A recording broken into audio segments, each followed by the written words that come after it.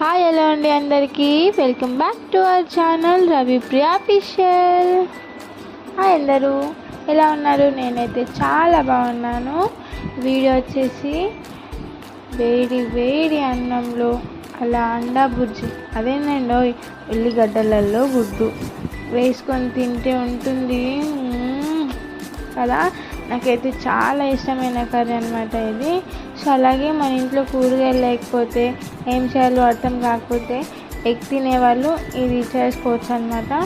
So దానికి కావాల్సింది onions. నేను 4 ఆనియన్స్ తీసుకున్నాను. వాటిని సన్నగా కట్ చేసుకొని స్టవ్ ఆన్ చేసుకొని ప్యాన్ పెట్టుకొని అందులో ఆయిల్ వేసేసి అవి ఆనియన్స్ని వేసేసుకోవాలి. మంచిగా గోల్డిష్ కలర్లో చేంజ్ అయిన తర్వాత కలపాలి. కలిపిన తర్వాత కలర్ చేంజ్ అవుతుంటుంది. సో తర్వాత ఉప్పు, కారం, పసుపు టేస్ట్కి తగ్గట్టు వేసేసుకొని మంచిగా కలుపుకోవాలన్నమాట. సో కలిపిన తర్వాత నేను 4 eggs తీసుకున్నాను. 4 eggsని కొట్టేసాను. కొట్టిన వెంటనే కలిపేయాలి. అయితే మంచిగా పొడి పొడి అవుతుంది అది. కొందరు ఏం చేస్తారంటే ఎగ్స్ తింటా అంటారు కదా.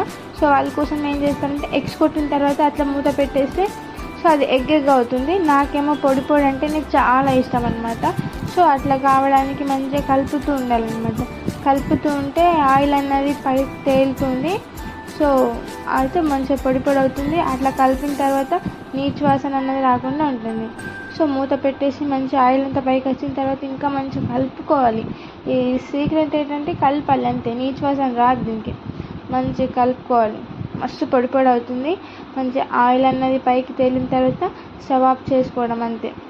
అలా వేడి వేడి అన్నంలో వేడి వేడి కూర వేసుకొని తింటే ఉంటుంది కదా. సో అంతేనండి ఈ వీడియో కనుక మీకు నచ్చినట్టయితే do like, share and subscribe my channel. కలిపితే పొడి పొడి అవుతుంది, అలానే నీసు వాసన రాకుండా ఉంటుంది అంతే.